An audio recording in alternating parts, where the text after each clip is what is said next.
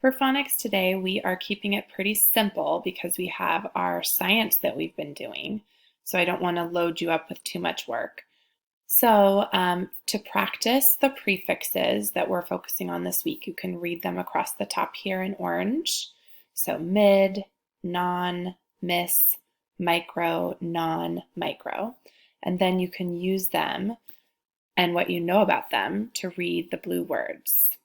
So remember, mid means middle, non means not, miss means not or wrong, micro means small.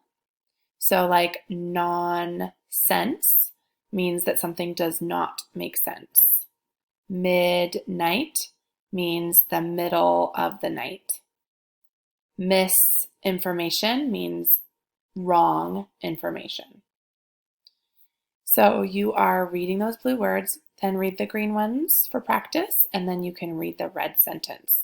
When you're done, press the X and the blue turn-in button.